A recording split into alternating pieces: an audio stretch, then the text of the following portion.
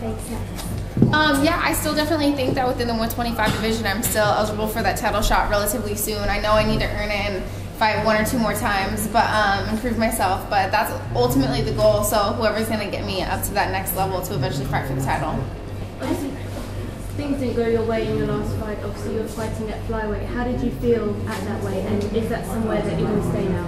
Yeah, I felt awesome, and I think that's the biggest thing that was unfortunate for me is how good I felt in that division. I felt great going into it. I felt great fighting at flyweight, and to have to not win the fight because of a broken arm that I threw the punch myself. She didn't break it. I broke my arm all by myself on her head. So it sucks, and it's a bummer, but you can't look back on those things. I can't regret that fight. I have to go move forward and just look forward to the next one. And yeah, I'm healing up. The doctor said my arm's healing faster than he's ever seen. So 3 months until I can start hitting with full force, and then I give myself another few weeks to get ready for a fight.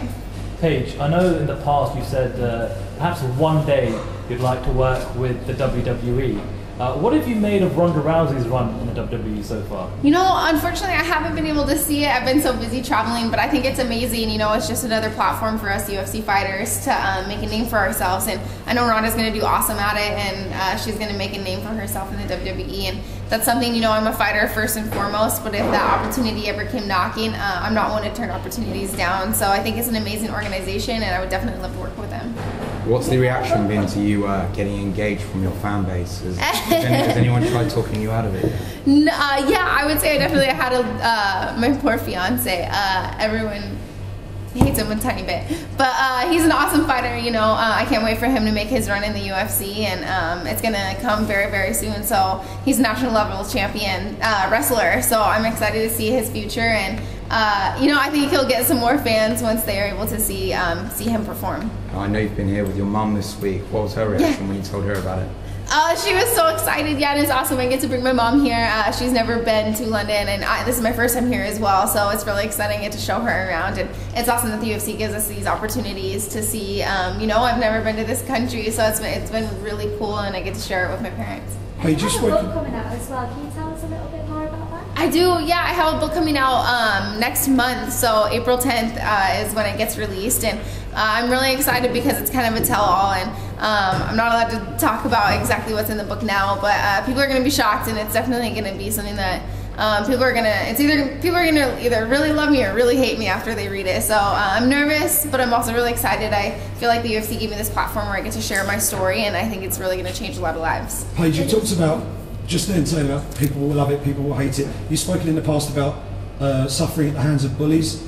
You're a very prominent athlete now. You're prominent on social media, Instagram, Twitter. You get a lot of positive feedback, obviously. You probably get a fair bit of negative stuff as well. How have you managed to deal with that as you've grown up in the octagon and grown up as a professional athlete? Yeah, I like to say that, it doesn't get to me, or that I'm bigger than the people that are saying these negative things, but I'm not, and I'm still a person, and it still hurts, and it's still awful. And there's a lot of people who post negative things on social media, and I think they forget that us within the UFC or us on a platform, we're still real people, and that stuff still hurts. And I feel like going through everything I went through in high school, all the bullying issues, it kind of did prepare me for this platform to where I do have that thick skin. I can look at it, and it won't bother me for quite as long as I would have before. So I think I want to use my platform to just kind of share, my story. Is it still does hurt today, but I want to more inspire people to keep going and not let that negative feedback really hold you back, and just really chase your dreams.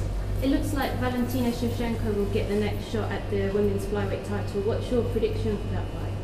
I'm going to be totally honest. I didn't see the flyweight champion. I haven't seen her fight before, but I do know how talented Valentina is. And I know that she's beaten Joanna 3 times in kickboxing, I believe. And she's beaten Holly Holmes, and she's very, very talented and a very scary fighter. But at the same time, everybody's beatable. So I'm gonna go into this fight watching it as a fan and a fellow competitor, and it is my division, so I'm gonna go in and watch it as the potential competition. So I'm gonna watch both of them. Hey, how do you think you match up to either one of those? It's a good question. Again, I haven't seen the current flyweight champion fight yet. I was unable to watch her title fight, so You know, it's really just going in there and I watch with an open mind, and then whenever the UFC matches me up with somebody, then I let my coaches make a game plan for me, and I move forward from there. Paige, the other day when you arrived in London, you sent out a tweet asking for restaurant recommendations. Yes. I suggested Nando's. Have you been yet? I haven't. I've actually heard about Nando's from a lot of people, so I'm going to have to try that. Sorry, Paige, I would like to ask you about Polish girls in UFC.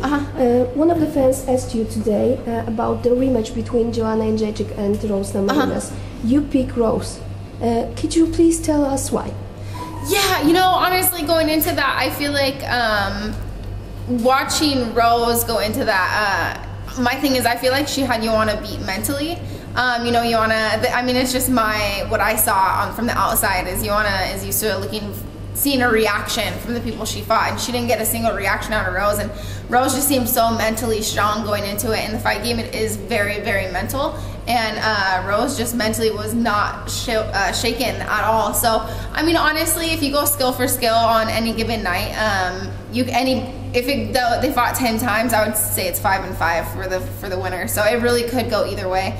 Mentally, I feel like Rose has the edge right now, but I know Joanna's going to be very hungry. She's going to want her belt back, and she's going to come full force as well. And I love both of them, so I'm excited just to watch this fight. Talking about your fight with Rose, how much did that shape your career? Because that was a tough fight, and you managed to see it out all the way to the end. And even after the fight, after everything that happened, you still went to the press conference. You still faced the press, answered the questions. There were a few tears shed. But how much did that one day shape you as a fighter and as a person? Yeah, it definitely shaped me as a fighter and as a person. You know, I went back into get stitched up right after the fight before we had all the press, and the biggest thing is I just didn't want to see my parents. I knew if I looked them in the eye, I would just start tearing up. So I knew it was part of the job. I knew losses happen. It happens, and you have to move forward from it, and it's not letting that loss define you, and you have to realize that, you know, this is bigger than my purpose in the UFC. It's bigger than just fighting. It's for so much more than that. So you know, fighting her, I learned a lot about myself. I learned that I could go through some very, very deep waters and still come out on top. I also learned I have some amazing fans that I gained from that, and you know, they got to see how tough I was and how I'm here to make a name for myself, and I'm here to fight back. And it was really exciting that I was able to gain so much from that loss. And it's all about moving forward, and people can see how tough I am, but you know, winning does feel a whole lot better. Do you see some other girls outside the UFC that should be fighting in flyweight division? Outside of the UFC, there's a lot of very talented females in the MMA world, and I've been fortunate enough to train with quite a few of them, and I'm hoping that a lot more women do come up to the UFC, and the UFC can notice those girls. And luckily, I feel like there is such a draw behind women fighting that women are almost getting noticed more than the men now, and it's almost a little bit easier path for the women to get up there because people just love watching them fight, and these girls are getting noticed. So I'm very excited that we get to build up this flyweight division, but I'm also hoping as well that there is more talent in Cris Cyborg's division. I wonder what's next for her, because I feel like she's the most feared fighter of all time, men and women. So I'm excited to see what's next for her. She said once that she thinks about Bellator because in UFC there is quite no division, flyweight division. Maybe you know each other, so maybe you think that the place of Cris Cyborg is in Bellator, not in UFC. That's a hard question, you know. Being a UFC fighter, I like to say that UFC is the end-all be-all, but at the same time, you know, there's a lot of talent in Bellator as well, and so there's a lot of very, very good UFC fighters going to Bellator, and they're really making a name for themselves, and they're becoming a huge, huge organization. So I don't know, and I do think there's not a lot of women out there. I can't think of a single person that could beat Cris Cyborg. I can't think of a lot of men that could beat Cris Cyborg. So I'm just excited to see how far she goes, and I think she could be one of the most belted UFC fighters in the whole world. You're going to experience a British crowd for the first time tomorrow night. Is it on your MMA bucket list to try and fight perhaps in the UK or Ireland, somewhere here in Europe one time in the future? It is now. Gosh, you guys are so passionate about your guys' fighters, and it's awesome to come here and see how you guys reacted, like Darren Till, and it is so different from the States versus here. So it's like I was like, gosh, I need to have more fans here. I need to come here and really make a name for myself. I've loved it here, and I've been fortunate enough to spend a lot of time sightseeing and stuff. But yeah, I would love to fight here. Great. Thanks for everyone. Thank you. Thank you.